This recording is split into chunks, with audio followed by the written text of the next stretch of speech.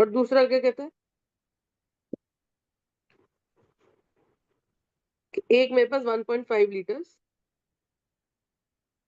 Flask है, ठीक है। 1.5 लीटर्स में जिनॉन है और 1 लीटर के अंदर नियॉन है। अब कहते हैं दोनों gases have the same temperature and pressure. अगर यहाँ टेम्परेचर टी और पी है, यहाँ पे भी टेम्परेचर टी और पी है। सही बात है, हम्म। राइट।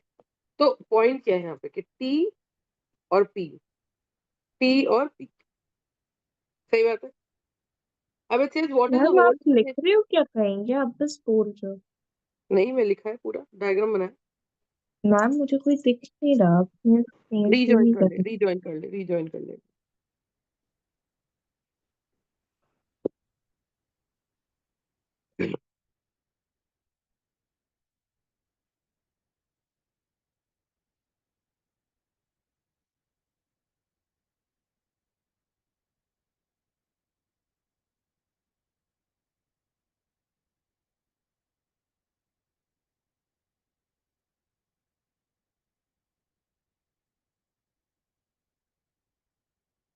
दिख रहा है, अब मैं लिख रही हूँ, दिख रहा है। हाँ मैम। अब दिख रहा होगा, हाँ। तो देखो ये बोल रहा क्या है, ये कह रहा है कि हमारे पास 1 लीटर फ्लास्क है। हम्म। तो 1 लीटर फ्लास्क है, एक टेम्परेचर टी कॉमा पी पे। एक दूसरा मेरे पास 1.5 लीटर फ्लास्क है, हम्म। टेम्परेचर टी कॉमा पी पे, ठीक है। इसमें नियॉन है और हाँ। इसमें जिनॉन है, सही बात है। तो पॉइंट यहाँ पे क्या है, कहते हैं both the gases are at the same temperature and pressure, what is the whole number ratio. अब देखो अगर मैं यहाँ लगाऊं PV equals to NRT,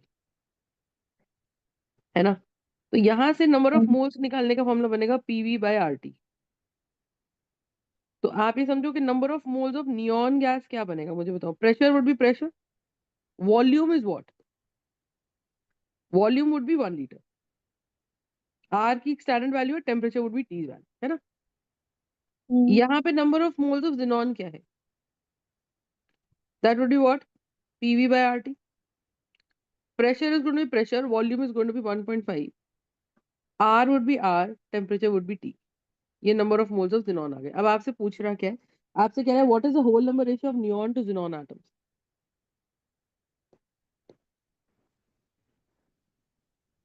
number of moles of neon is to hmm. Number of moles of xenon,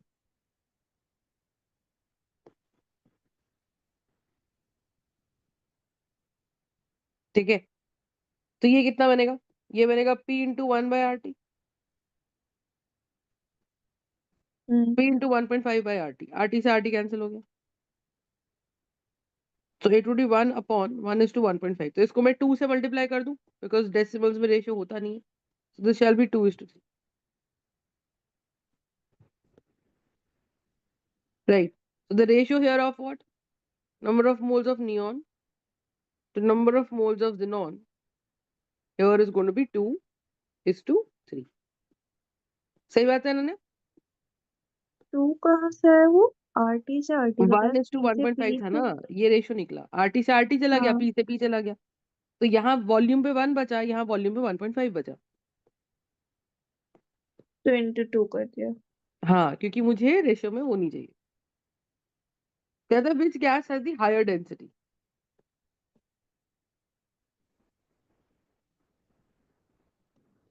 अब density किसकी higher है देखो, तो हमें पता है PV is equal to NRT होता है। हम्म। तो number of moles of neon is to number of moles of xenon, this ratio is going to be 2:3। तो यहाँ से प्रेशर की वैल्यू कितनी है, N/V/RT। यहाँ से प्रेशर की वैल्यू कितनी है, N/V/RT, है ना। हम्म। अच्छा, यहाँ से P को, एक चीज देखो, नंबर ऑफ मोल्स को हम क्या लिख सकते हैं, N जो है वो नंबर ऑफ मोल्स है, तो वो क्या है, वो है given mass by molar mass into V hmm. RT। तो गिवन मास बाय वॉल्यूम क्या है, density bye molar mass, this is going to be P.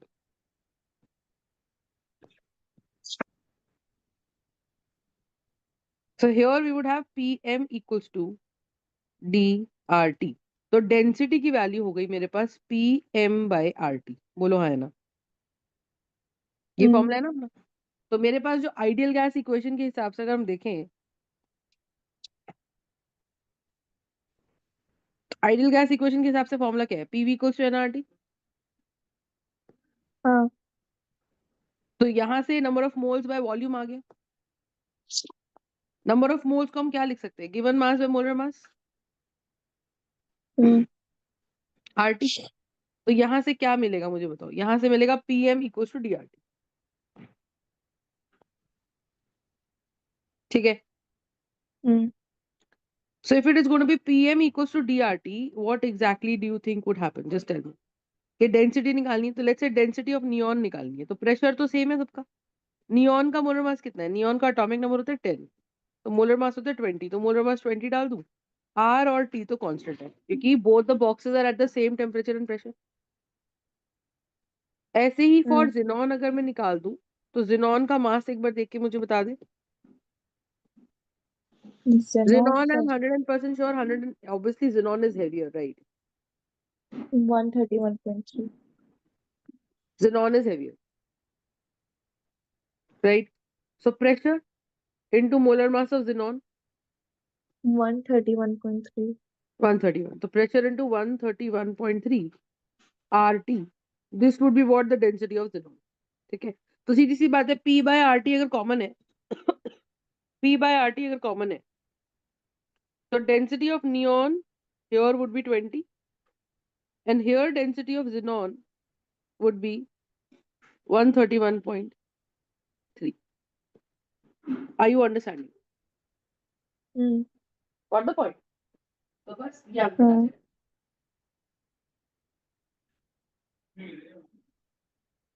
You understand? तो इस तरह से आ गया. तो डेंसिटी जो है ऑब्वियसली अगर मैं इसको P/RT को x मान लूं, तो ऑब्वियसली x के साथ 20 मल्टीप्लाई होना और x के साथ 131 मल्टीप्लाई होना, ये दो अलग अलग बातें हैं. समझ में आ गई?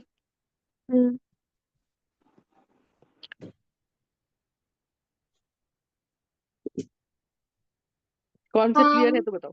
हाँ जी. Yes, ठीक है. ma'am. तो किसकी डेंसिटी हायर है? ज़ेनॉन की. And obviously whose molar mass is more, obviously इसको हम वेपर डेंसिटी से भी जान सकते हैं. तो वेपर डेंसिटी क्या होता है? Vapour density would be molar mass by.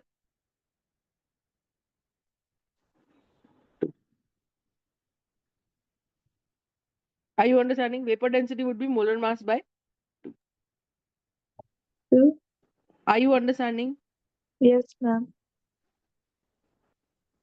So that is the point. Next you write down, it says what mass of gas is contained in each of the following samples. अच्छा, what mass of gas is contained in each of the following samples and what is the density of each sample of gas. ठीक है. देखो हमारे पास दो फॉर्मूले, एक तो PM is equals to DRT है, इससे भी हम डेंसिटी निकाल सकते हैं, है ना. D here stands for density. एक हम लिख सकते हैं PV is equals to NRT. हमें ये पता है ना कि 1 मोल एक गैस का हो सकता है 22.4 लीटर में. हाँ, तो मुझे पता है कि 22.4 liters of any gas at STP contains 1 mole of gas. और 1 मोल ऑफ गैस का मास कितना होता है उसके? और तो इन सबके मोलर मासेस निकाल लेंगे. हाँ, ठीक है.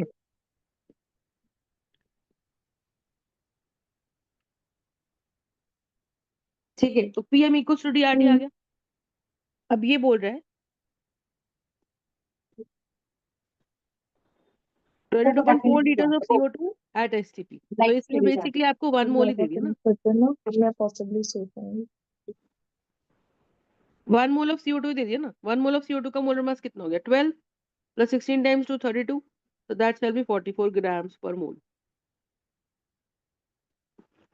Are you understanding? नेक्स्ट क्या कह रहे हैं? कहते हैं it would be 22.4 liters of O2. तो 32।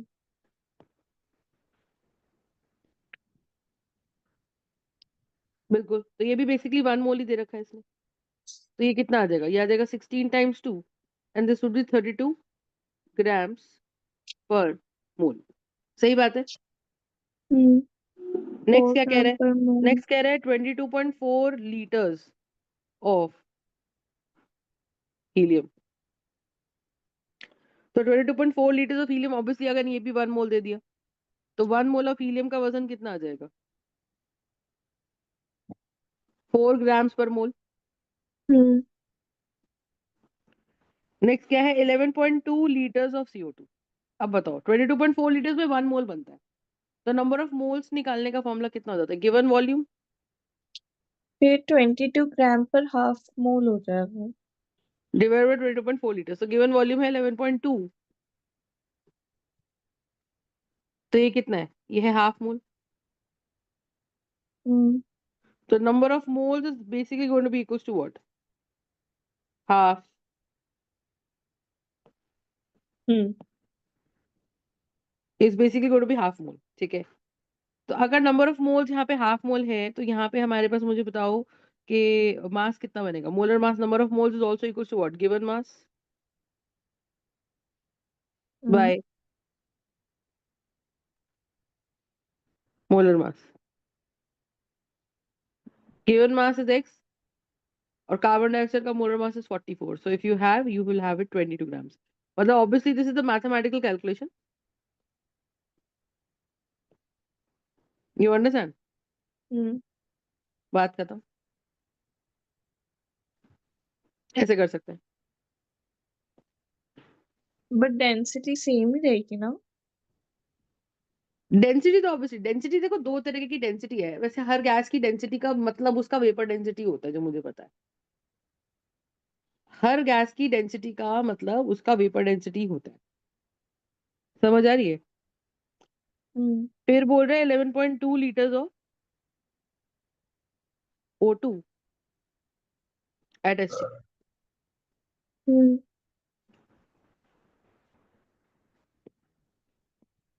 ठीक है, तो यहाँ पे क्या है, it is 11.2 litres of O2 at STP। तो यहाँ पे क्या है, hmm. 11.2 divided by 22.4, this is going to be the number of moles, that is going to be half mole. सही है। हम्म।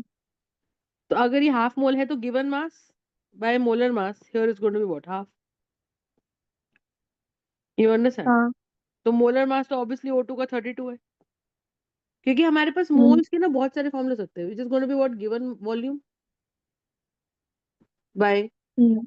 22.4 liters is given mass by molar mass is also hmm. equals to given particles divided by 6.022 into 10 की power 23। ये सब number of particle है। तो यहाँ पे 2x की वैल्यू कितनी है, 32। तो यहाँ से x की वैल्यू कितनी आ जाएगी, 16।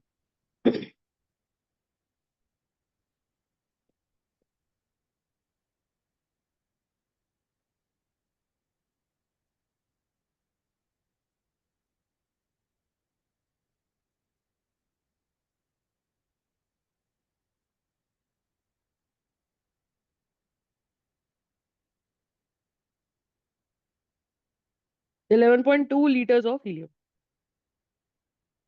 ये फिर से हाफ मोल है।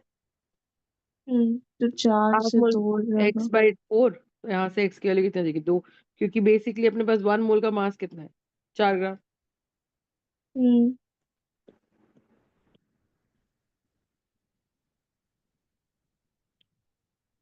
सही बात है। हम्म।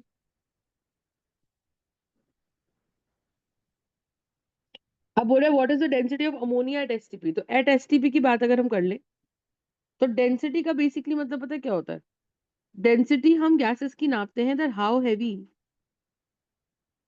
Heavy a gas is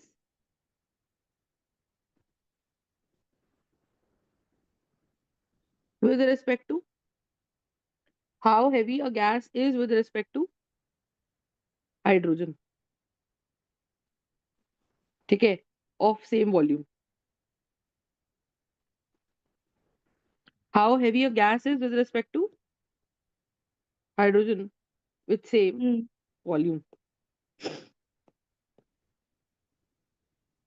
Are you understanding? Length हाँ समझ नहीं? हाँ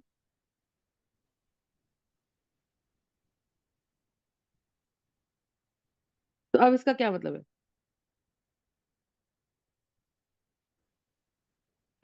तो जैसे हम बोलते हैं वेपर डेंसिटी का मतलब हो गया mass of let's say 22.4 liters of gas of any gas. तो अगर वॉल्यूम 22.4 लीटर्स ले ली तो यहाँ पे वॉल्यूम में ले लूंगी mass of 22.4 liters of hydrogen gas.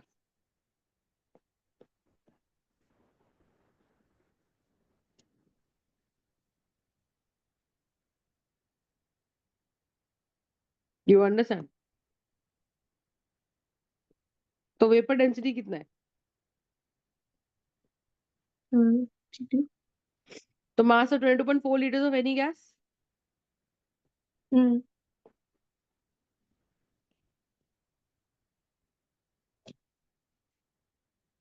तो फिर ये राइट, तो कोई भी गैस का वो कितना हो जाएगा जीएमएम. हाँ सो इधर मास ठीक कितना आ जाएगा 22.4 liters ऑफ हाइड्रोजन का मास है 2 ग्राम. तो हम क्या करते हैं ऊपर भी मास ग्राम में आएगा नीचे भी मास ग्राम में आएगा तो ग्राम से ग्राम चला जाएगा. तो वेपर डेंसिटी का फॉर्मूला बन जाता है gram molecular mass of any gas by 2. Hmm You understand? It would be vapor density would be what? Vapor density here would be gram molecular mass by 2. हाँ या ना? Got the point? हम्म तो ये है अपने पास. So vapor density here would be what? Gram molecular mass by 2. ठीक है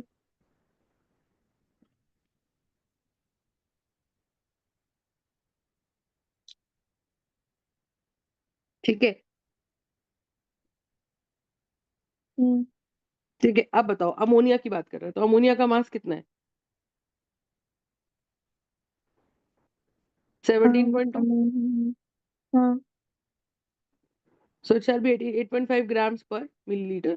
तो डेंसिटी अगर लिखोगे तो 8.5 ग्राम्स पर मिलीलीटर, नहीं तो डेंसिटी कितनी आ गई 8.5. इसका मतलब it is 8.5 times heavier.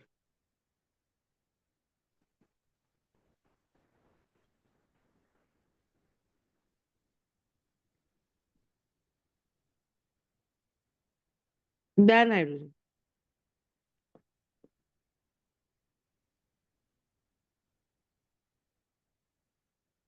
You understand? Hmm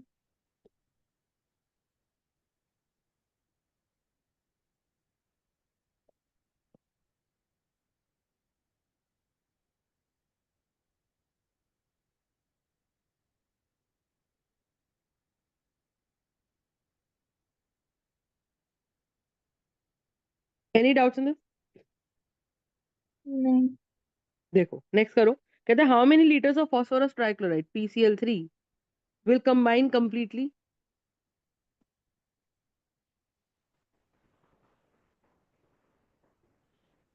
will combine completely with 2.3 liters of chlorine gas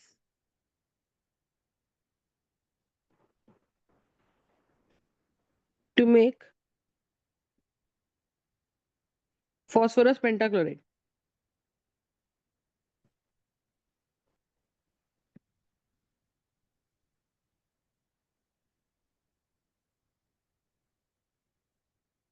To make phosphorus pentachloride. ठीक है You understand? So basically PCl3 will combine completely with 2.3 liters of chlorine gas to make phosphorus pentachloride. तो यहाँ पे क्या चीज है? यहाँ पे we would have PCl3. It will hmm combine with Cl2 hmm to form PCl5. हम्म तो अब आप अगर देखो तो कहते हैं ये मेरे पास 2.3 लीटर्स है ना। हर गैस का एक देखो बहुत बेसिक सिंपल है। अगर मैं बोलती हूँ 1 मोल कोई भी गैस है तो आपको पता है उसका वॉल्यूम कितना है, 2.4 लीटर्स है। अगर मैं बोलती हूँ कि मेरे पास हाफ मोल है, कोई भी गैस है इरेस्पेक्टिव ऑफ द फैक्ट कि वो पेंटाक्लोराइड है या पेंटा ट्राइक्लोराइड है, और सॉरी फॉस्फोरस ट्राइक्लोराइड है या फॉस्फोरस पेंटाक्लोराइड है, कोई भी है, तो ये कितना हो जाएगा, 11.2 लीटर्स हो जाएगा, है ना। अगर मैं यहाँ बोल रही हूँ कि मेरे पास 0.25 मोल्स है, तो ये 5.6 लीटर्स है। Hmm are you understanding? Hmm right. तो अलग अलग अलग अलग मोल्स के अलग अलग लीटर्स है। हम्म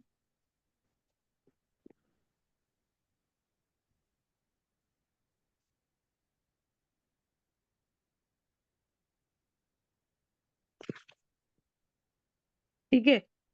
तो यहाँ PCl3 गैस है। अब वो कह रहा है कि it is going to combine completely with 2.3 litres of gas. अगर बैलेंस्ड इक्वेशन देखी जाए तो यहाँ पे क्या हो जाएगा कि 1 मोल PCl3 will combine with 1 mole Cl2 to form 1 mole of PCl5। Hmm yes और नो? तो अगर मैं yes मोल्स की बात करूं तो मुझे बताओ यहाँ पे इसकी कितनी वॉल्यूम है, मैंने कहा मान लो x लीटर, हम्म तो मोल्स दोनों के बराबर होने चाहिए। तो मोल्स कैसे निकालेंगे, this is going to be 22.3 divided by 20.4, ये number of moles of PCl5 आ गए।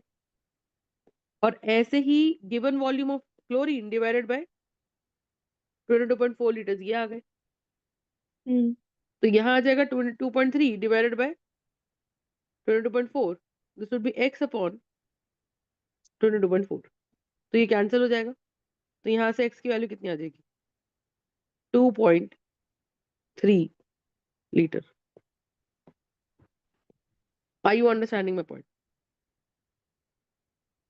हम्म तो यहाँ x की value here is going to be 2.3 litre. Are you understanding? Hmm तो बस, यानी कि क्लोरीन की भी अपने को 22.4, बेसिकली हमने अकॉर्डिंग टू द इक्वेशन देखा कि हमारे पास 1 mole of PCl3 hmm combines with 1 mole of chlorine. Hmm Are you understanding? हम्म तो 1 mole of PCl3 shall combine with 1 mole of Cl2। तो मोल्स दोनों के बराबर है। N1 अगर इसके मोल्स है तो N2 इसके मोल्स है। I hope you are understanding. बात समझ नहीं? हम्म बस बात खत्म।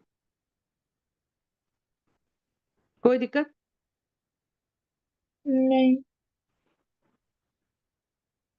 बात समझ में आ रही है कि नहीं आ रही? हाँ।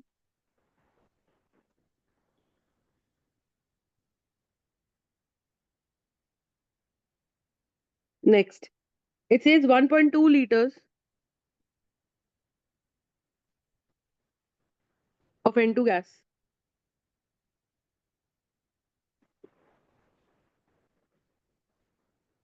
reacts completely with 3.6 liters of hydrogen gas to make ammonia gas। हम्म पहले वाला क्वेश्चन समझ आ गया ना तेरे को? अभी बोल रहा है with all the gas at the same temperature and pressure what volume of ammonia gas is produced। हम्म जैसे मैम वॉल्यूम से निकाल लेंगे।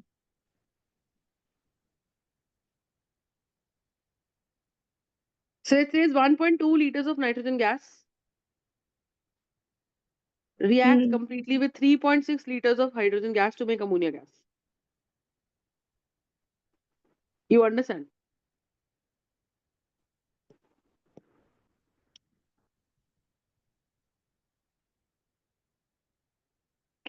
What volume of ammonia gas is produced? ठीक है, with all the gases at the same temperature and pressure what volume of ammonia gas is produced। ठीक है, अब कैसे करेंगे? तो मुझे इक्वेशन पता है, N2 + 3H2 gives me 2NH3. So this basically would be what? This would be ammonia gas. सही बात है. This would be ammonia gas. So 1 mole nitrogen will combine with 3 mole hydrogen to form 2 mole ammonia.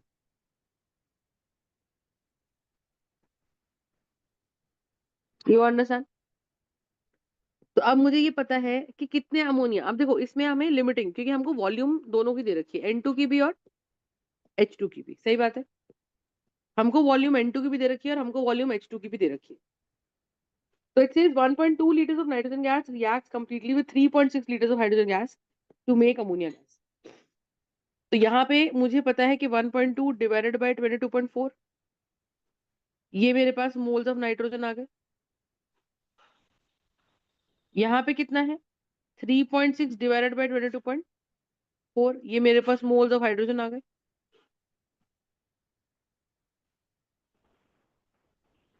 Yes और no Ananya? So it forms 2 moles of ammonia, right?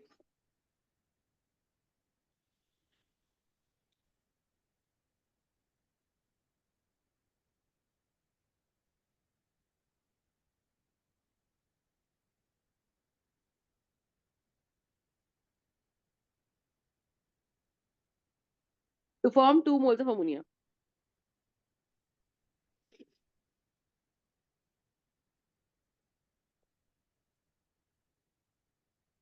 Right. So it is 3.6 divided by 22.4 liters.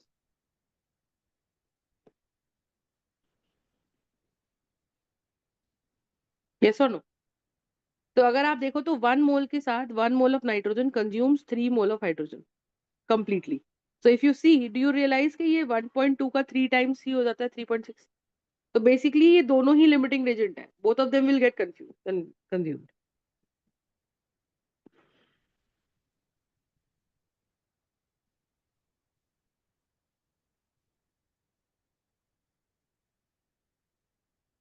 Yes or no?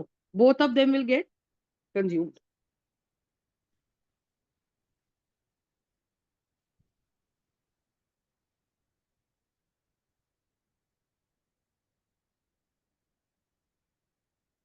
Hello? Are you understanding, Ananya? Hmm.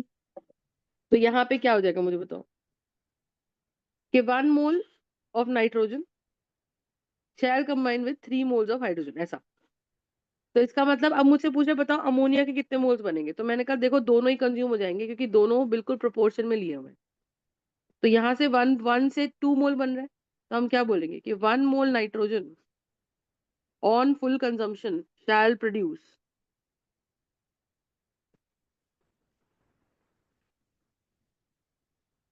2 moles of ammonia.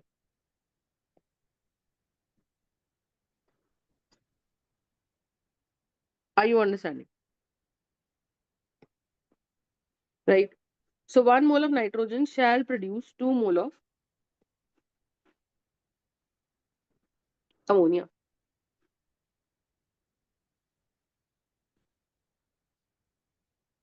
तो 1.2 by 22.4 liters के moles of nitrogen produces 2 times 1.2 divided by इतना ammonia.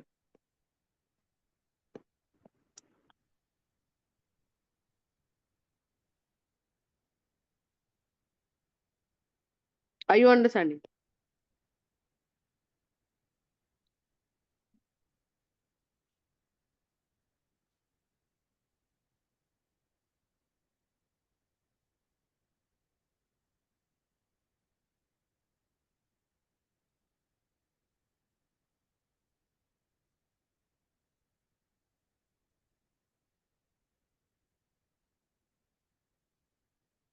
Are you understanding my point or not? Just tell me that.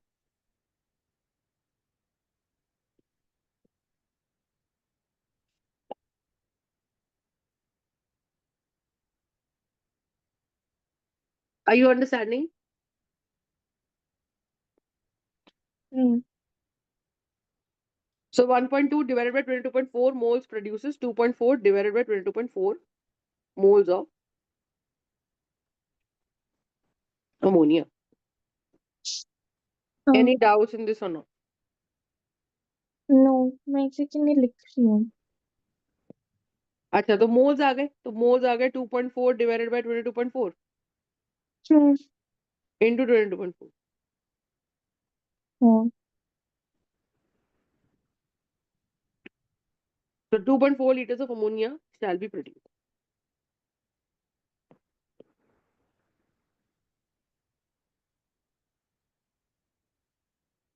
Are you understanding? Yes ma'am.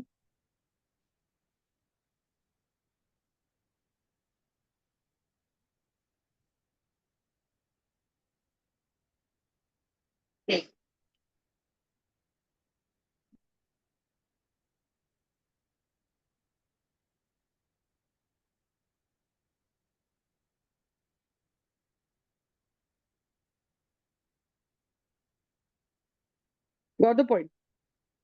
Yes ma'am. Next question देखते हैं. कहते हैं if the temperature and pressure remain constant for the following reaction, in which reactions will the volume increase as the reaction progresses? So we had N2, हम्म. ये आ जाएगा.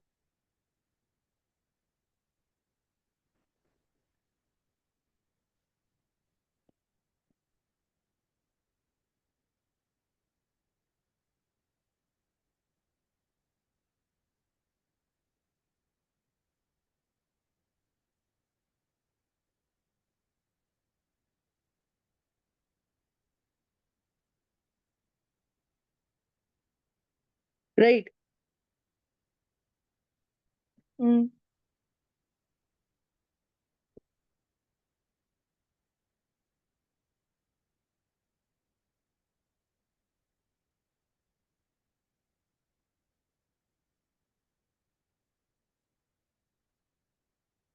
ऐसा. अब क्या करेंगे? 2SO3 will give you 2SO2 plus O2 gases.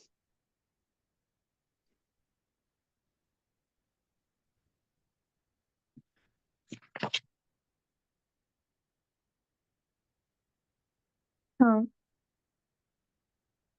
अब क्या करेंगे और बताओ? तो CO2 तो हमें gases बस plus ये H2 बताना gases है will कि give me CO gases plus increase. H2 gases. Sorry? तो हमें बस ये बताना है कि इंक्रीज होगी कि नहीं वॉल्यूम, राइट? हाँ. तो अब आप ये देखो, तो हमारे पास अगर सब गैसेस है ना, N2 भी गैसेस है, H2 भी गैसेस है, अमोनिया भी गैसेस है.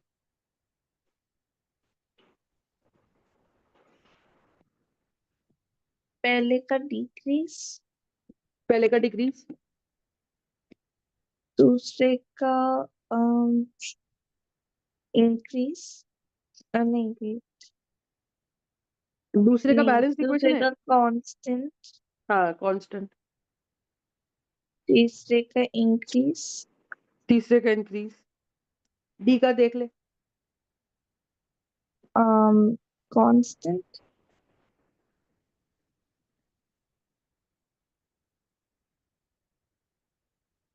और ई पार्ट का भी कांस्टेंट. राइट.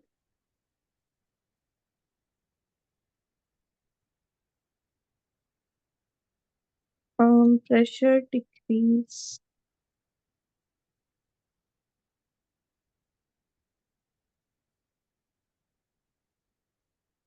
इसमें ए पार्ट में. सही बात है. तो जिन जिनमें हमने ऊपर लिखा था कि वॉल्यूम इंक्रीज होगी, हाँ.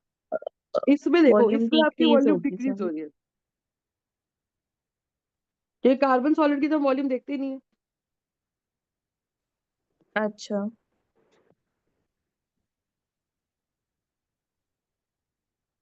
ये डिक्रीज हो रही है. तो ए और डी में.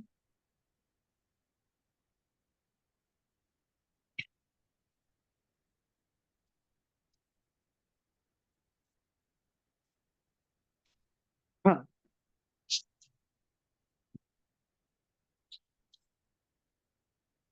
ठीक है। Got it? Question 8 second.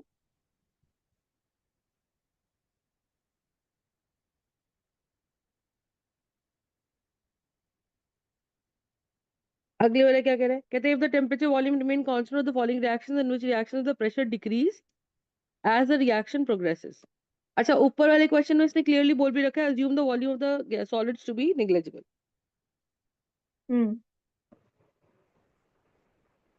तो कहते हैं if the temperature and volume remains constant of the following reactions in which reactions the pressure decrease as the reaction progresses.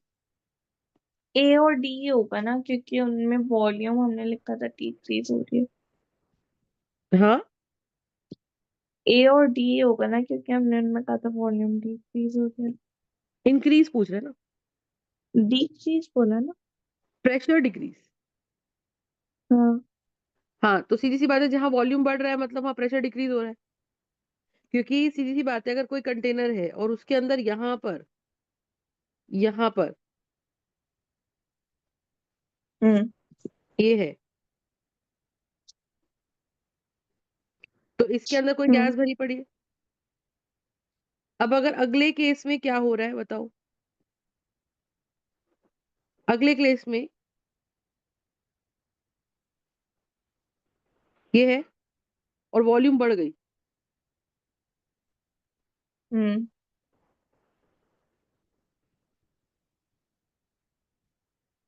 तो ऑब्वियसली बात है ऊपर से प्रेशर कम हुआ होगा ना, तभी तो this piston could try and move upwards. You understand? ठीक है।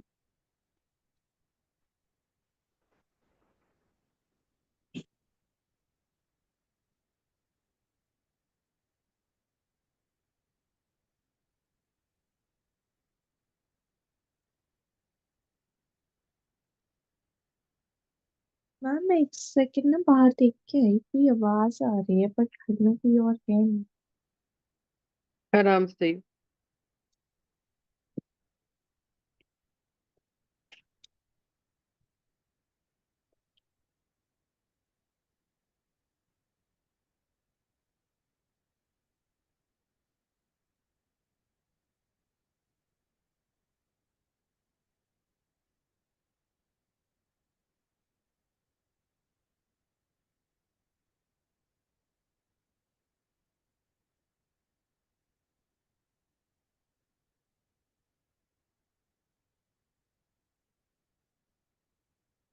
मुझे समझ नहीं आ रहा बात किस चीज पे।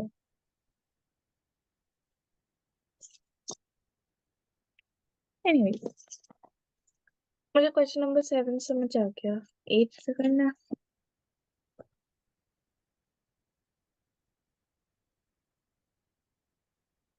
आगे करना। Yes ma'am. चल बता। हाँ, तो अगर वॉल्यूम बढ़ गई इसका मतलब प्रेशर डिक्रीज हुआ। तो प्रेशर डिक्रीज हो गया।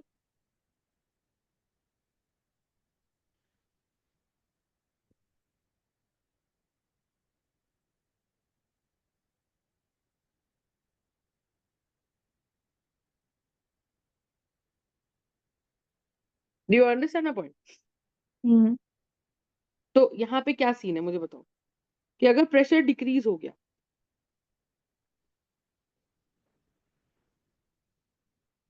ठीक है, अगर प्रेशर डिक्रीज हो गया तो व्हाट एग्जैक्टली हैपेंड, जस्ट कि हर वो रिएक्शन जिसमें वॉल्यूम बढ़ती हुई नजर आ रही है आपको,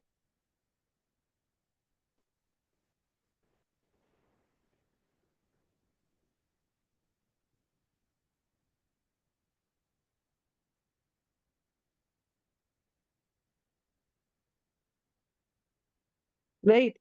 तो यहाँ पे मेरे पास 4 मोल है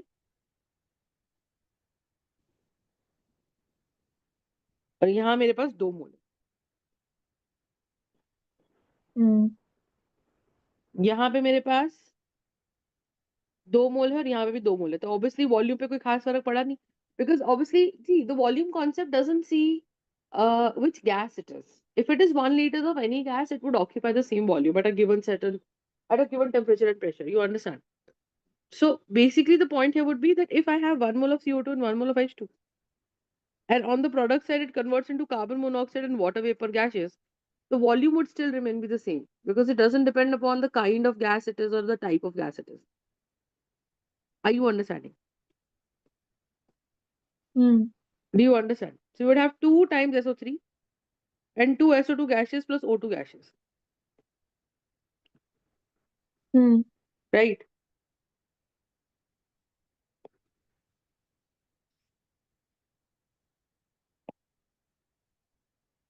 So you would have 2 CO gases and you would have CO2 gases plus carbon solid.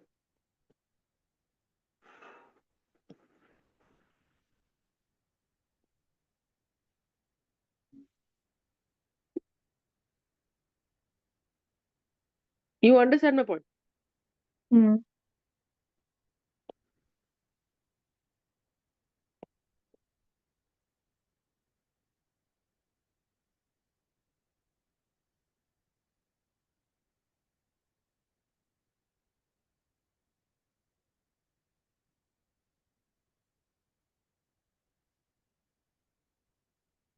Yes, ma'am. Got it? तो जितनों Hmm. में भी आपने बोला कि वॉल्यूम बढ़ रहा है वहां पे प्रेशर डिक्रीज भी हो रहा है.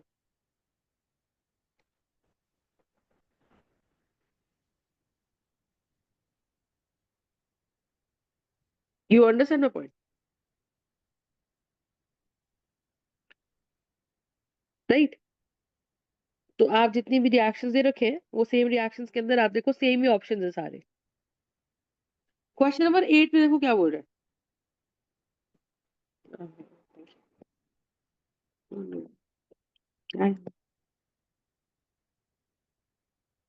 Right.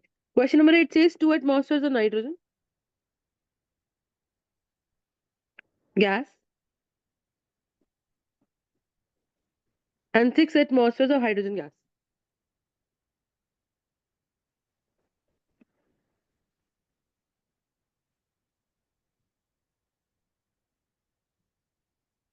Reacts completely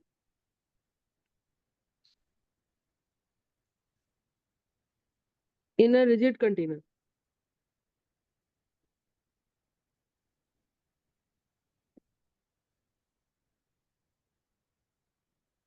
To produce ammonia gas.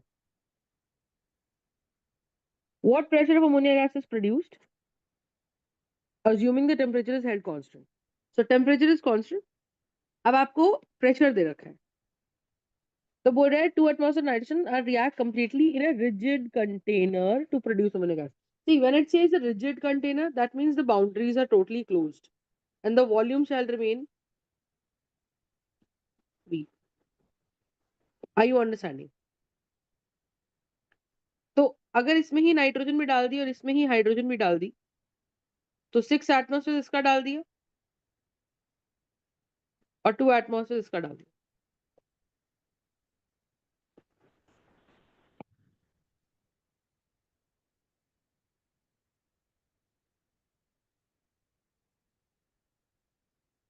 ठीक है. So you would have 2 atmospheres and you would also have 6 atmospheres. Hmm. You understand? हाँ. So nitrogen would be 2 atmospheres, H2 would be 6 atmospheres, right? अब volume दोनों का constant है. Hmm. तो volume constant है तो there it is going to be what? PV is equals to nRT. Hmm. So pressure is pressure. Volume remains the volume. So for let's say for nitrogen gas I'm checking out. So I need to know the number of moles, right? So pressure would be 2. R and T is constant. Hmm. So for nitrogen, R and T constant. यहाँ से number of moles of N2 कितने आ गए?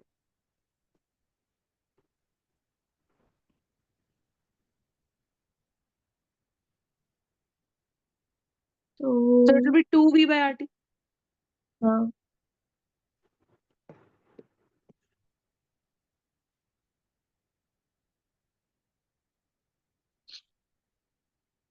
So it shall be 2V by RT.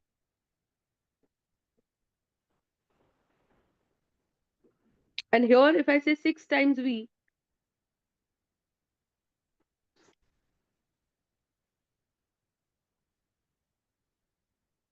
तो shall be 6V/RT. अब अपने को सीधी सी बात पता है कि नाइट्रोजन प्लस 3 हाइड्रोजन, ये तो बहुत ही सिंपल है. To give me 2NH3.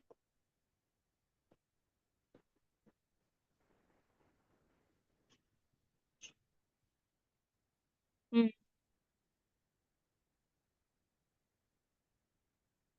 सही है. So if you have N2 plus 3H2, which gives you 2NH3.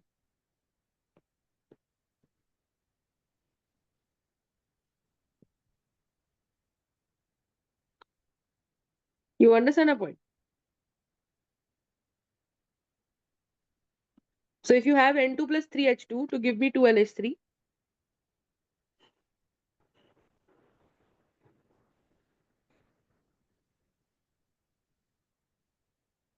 ये है. तो आप देखो कि 1 के साथ 3 मोल जा रहा है, तो 2 के साथ 6 मोल्स जा रहा है, तो क्लियर जा रहा है. अगर V/RT को x मान लो, तो यहाँ अगर number of moles of nitrogen 2x है, तो यहाँ पे 6x मोल्स है number of moles of hydrogen. Are you understanding my point? Hmm.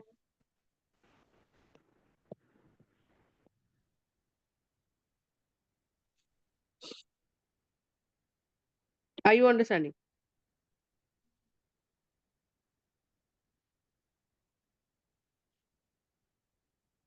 Tell me.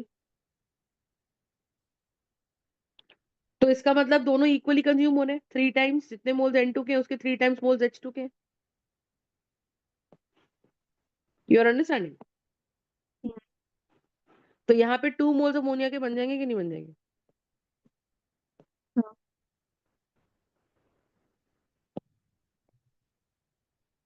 तो 2 मोल्स ऑफ, जैसे मान लो ये है, तो 1 से 2 मोल बन रहा है.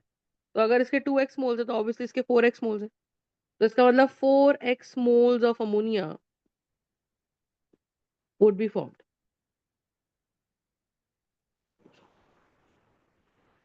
अगर 4x moles of ammonia would be formed, इसका मतलब बताओ. अगर 4x moles of ammonia would be formed, इसका मतलब क्या है? इसका मतलब है कि मैम 4V/RT मोल्स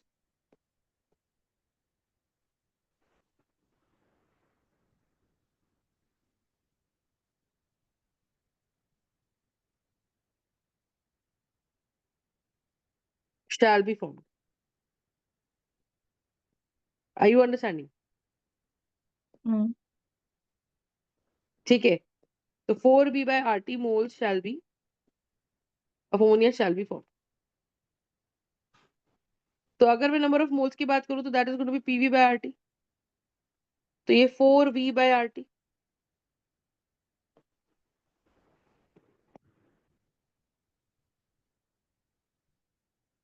तो pressure here is going to be what? 4 atmospheres.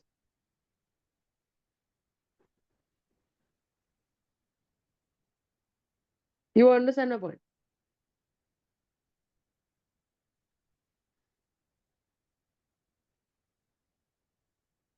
Pressure here is going to be what? 4. ठीक है. 4 atmosphere. Yes or no? Hmm. Ammonia का प्रेशर कितना बनेगा? 4 atmospheres, क्योंकि इफ आई सी कि ये मोल्स ऑफ अमोनिया है, हम्म. ये मोल्स ऑफ अमोनिया है, तो अगर ये मोल्स ऑफ अमोनिया है, इसका मतलब क्या? That if this is the moles of ammonia, that shall be PV/RT. Hmm. So pressure here is going to be what? Pressure here is going to be 4V/RT.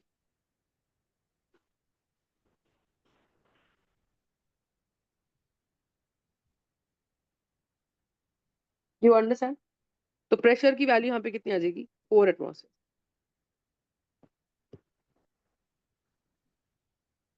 Hmm.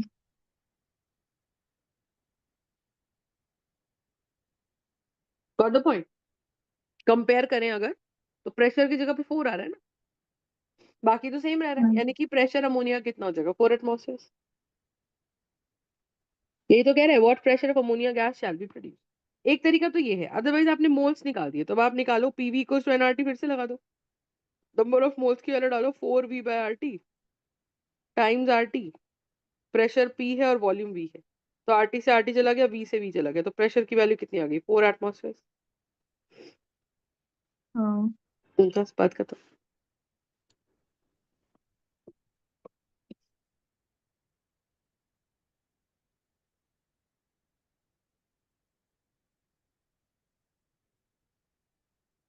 You understand my point? Hmm.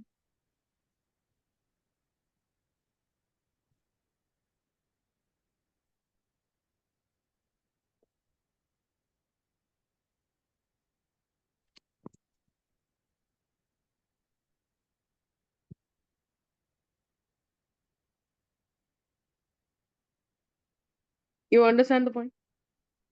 Yes, हाँ।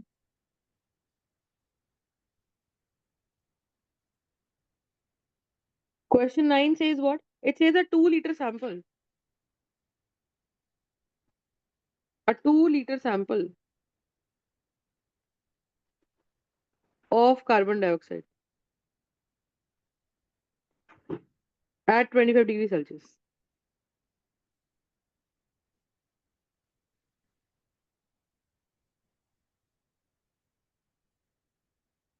Right? Name 3 ways you can double the pressure of this gas. अच्छा, इसका pressure कैसे double कर सकते हो, तो मुझे बताओ। Pressure is inversely proportional to volume. Hmm. Pressure is directly proportional to temperature, है ना? हम्म। अब ये बोल रहे 2 लीटर सैंपल ऑफ गैस है। अब इसको सीधी सी बात है, 2 लीटर को 2 लीटर के डब्बे में रखोगे तो 2 लीटर की वॉल्यूम ही रहने वाली है, लेकिन 2 लीटर को वॉल्यूम ही आप हाफ लीटर दे दो और 1 लीटर दे दो।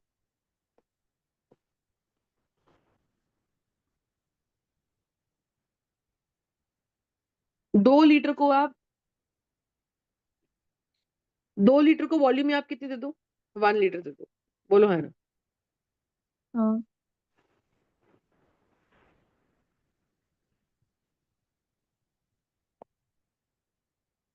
तो 2 लीटर को अगर आप वॉल्यूम ही 1 लीटर देते हो, ठीक है, तो ऑब्वियसली उसका प्रेशर बढ़ेगा, because you are kind of putting it into that space. Hmm.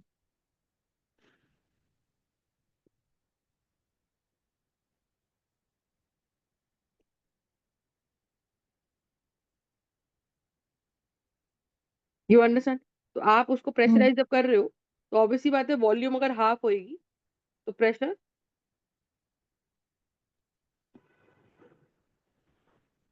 Double होगा। इज द कॉन्सेप्ट क्लियर और नॉट? हाँ। ठीक है, तो P is inversely proportional to volume.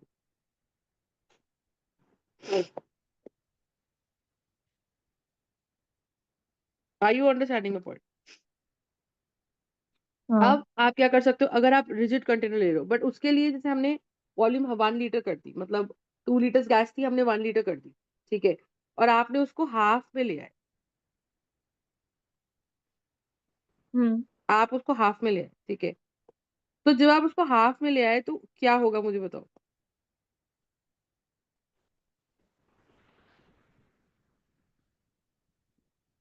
Pressure increase. तो प्रेशर इंक्रीज हो जाएगा। हम्म। तो जब प्रेशर इंक्रीज हो जाएगा, इसका मतलब क्या है कि अब मैंने अगर इसका रिजिड कंटेनर ले लिया है ना, तो रिजिड कंटेनर 2 लीटर का ही ले लिया, पर इसका टेम्परेचर अगर 25 डिग्री सेल्सियस है, तो डबल करके मैं कितना कर दूंगी, 50 डिग्री सेल्सियस। हाँ।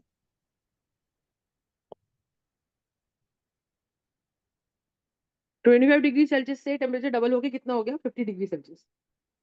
हम्म।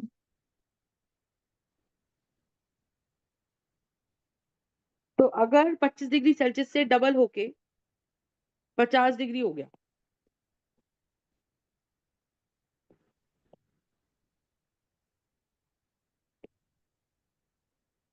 तो ऑब्वियसली बात है पार्टिकल्स की काइनेटिक एनर्जी बढ़ेगी, और हमको तो पता है कि pressure is directly proportional to temperature keeping the number of moles and volume constant.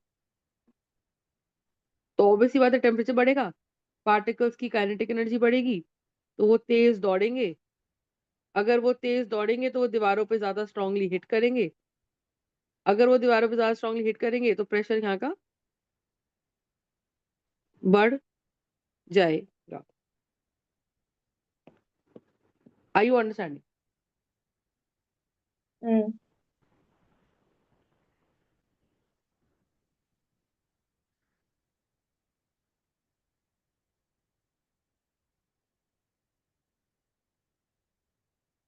तो काइनेटिक एनर्जी जो होती है increases, movement increases,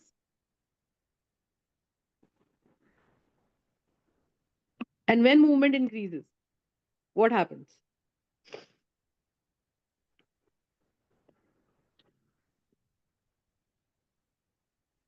And when movement increases pressure what does increases. that mean? It hits the molecules,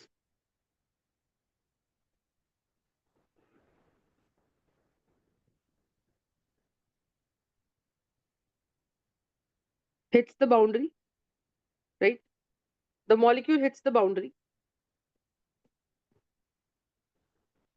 Hmm. and hence the pressure on the boundary increases, the boundary of the container,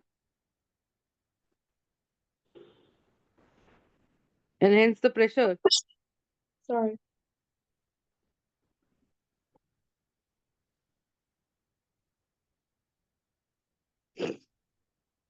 You understand my point? Yeah. You understand this point or not? Hmm. Hmm? I mean, की boundary को hit करके pressure increase होता है, हाँ ये समझ आता है। हाँ।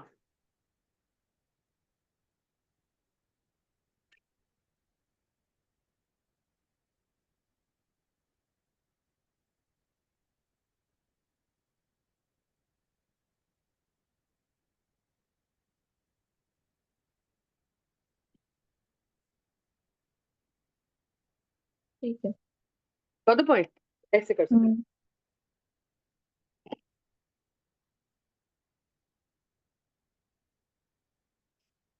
It says using the ideal gas law, calculate the volume of 1 mole of gas at standard temperature and pressure. अच्छा अब देखो ये क्या कहना चाहता है, स्टैंडर्ड टेम्परेचर एंड प्रेशर का बेसिक मतलब क्या है कि PV इक्वल्स टू,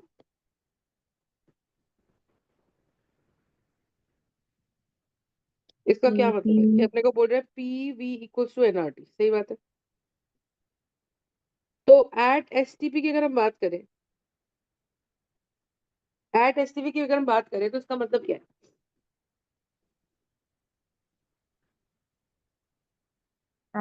STP का मतलब कि वो आइडियलिस्ट है, हम्म कि वो स्टैंडर्ड टेम्परेचर होती है 0 डिग्री वन सेल्सियस। atm। अब डाल के देखो जरा, 0 डिग्री सेल्सियस का मतलब 273 केल्विन। एक बार कैलकुलेशन करते हैं ना इसमें। तो आर की वैल्यू देखो, प्रेशर 1 ले ले, 1 एटमोस्फेयर ले ले, यूनिट का ध्यान रखना है। वॉल्यूम है अपने पास निकालनी है, एन है अपने पास 1 मोल, आर है अपने पास 0.08, क्योंकि मैं वॉल्यूम जो है वो लीटर में निकाल रही हूँ, है ना। तो 0.0831, क्योंकि हमें पता है आर की वैल्यू होती है 0.0831 litre atmosphere.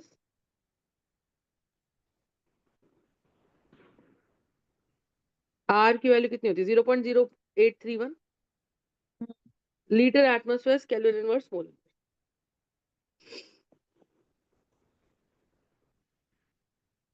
You understand?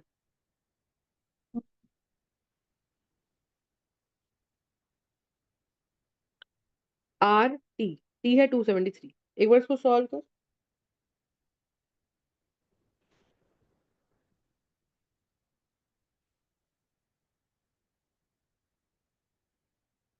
0.083 into 273। तो ये मेरे पास आएगा 22.6 के आसपास आ जाएगा, हम्म और 22.6 इज नियरली 22.4 लीटर ही, ठीक है। तो अगर मैं इसको सॉल्व करूँ 0.083 इंटू 273, 0.083 into 273, तो भी ये मेरे पास कितना आ रहा है 0.0821 करके देखो 0.0821 into 273, तो भी मेरे पास अरे 0.0821 into 273। हाँ तो बेसिकली ना यहाँ पर आपको ये 0.0821 यूज करना है और ये प्रेशर होता है 1 बार, ये याद करना है। तो स्टैंडर्ड में टेम्परेचर जो प्रेशर है वो 1 बार है, ठीक है। और एक अपने पास होता है एनटीपी, वहां पे वो लेता है 0 डिग्री सेल्सियस और 273 kelvin which is an 1 atmospheric pressure, तो वहां वॉल्यूम थोड़ी सी डेफिनेटली ज्यादा आती है।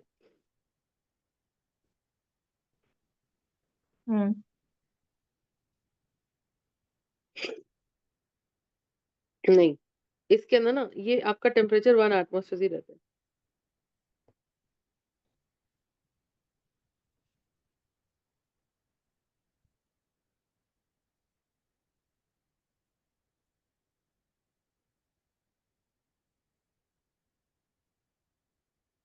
ये टेम्परेचर बेटा प्रेशर 1 एटमॉस्फेयर ही रहता है, ठीक है। और 1 एटमॉस्फेयर में ये वाली value 0.0821 litre atmosphere kelvin inverse mole inverse होती है। So when you multiply this value of 2 here, you will get the answer.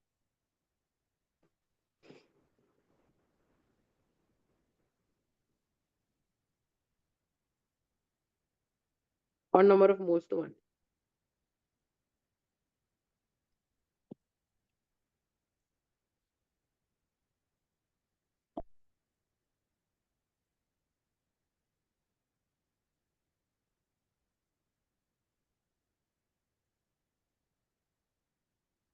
Okay, ठीक है, तो ये 22.4 लीटर्स के आसपास आ जाएगा।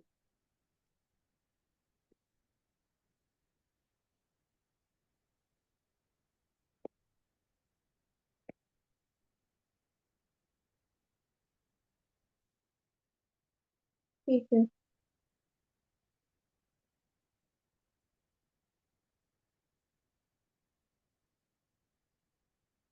Got the point? हाँ, चलो दैट्स चलो। It, hmm. बाय। बाय।